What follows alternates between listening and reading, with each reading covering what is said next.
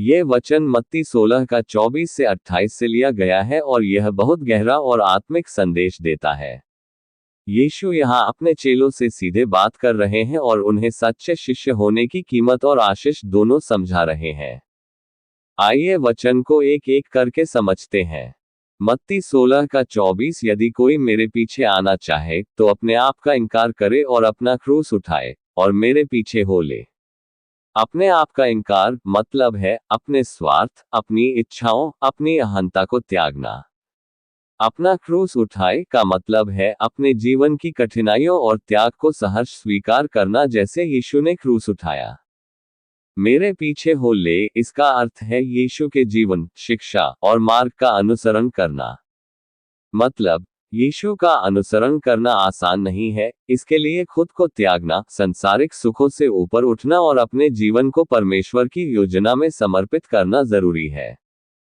मत्ती 16 का 25, क्योंकि जो कोई अपना प्राण बचाना चाहे वह उसे खोएगा, और जो कोई मेरे लिए अपना प्राण खोएगा वह उसे पाएगा। यहाँ प्राण शब्द का अर्थ केवल जीवन नहीं, बल्कि आत्मा और असली उद्देश्य है। जो अपने जीवन को केवल खुद के लिए जीता है वह अंततः उसे खो देता है। लेकिन जो यीशु और परमेश्वर के लिए अपने जीवन को समर्पित करता है, चाहे कष्ट उठाकर भी, वह अनंत जीवन पाता है। मतलब, सच्चा जीवन उसी को मिलेगा जो परमेश्वर के लिए अपना जीवन दे देता है। मत्ती 16 का 26, यदि मनुष्य सारे जगत को प्राप्त करे और अपने प्राण की हानि उठाए तो उसे क्या लाभ होगा। यदि कोई संसार की सारी दौलत, प्रतिष्ठा और सुख पा ले, लेकिन अपनी आत्मा को खो दे तो उसका क्या लाभ। आत्मा अनमोल है, इसका कोई भी संसारिक वस्तु से तुलना नहीं हो सकती।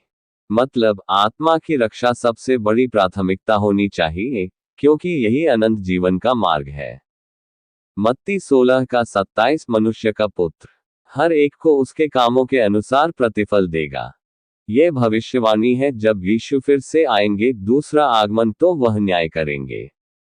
हर व्यक्ति को उसके कर्मों के अनुसार फल मिलेगा, अच्छे या बुरे।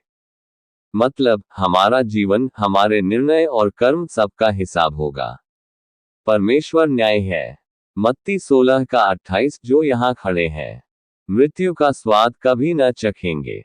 इसका अर्थ यह है कि कुछ शिष्य जैसे पतरस, याकूब, यूहन्ना यीशु के राज्य की झलक, महिमा उनके जीवन काल में ही देखेंगे। इसका एक उदाहरण है परिवर्तन का पर्वत, माउंट ऑफ ट्रांसफिग्यूरेशन, जहां यीशु की महिमा प्रकट हुई थी। यीशु के पीछे चलना, अपने स्वार्थ को छोड़ना है। अपने जीवन का बोझ उठाकर विश्वास और त्याग से चलना है। संसारिक सुखों की बजाय आत्मिक सच्चाई को अपनाना है।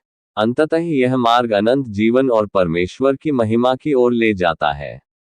ऐसे और भी बाइबल का वचन को ठीक से समझने के लिए हमारे YouTube चैनल को सब्सक्राइब करें। लाइक, शेयर एंड कमेंट जरूर करें। धन्यवाद।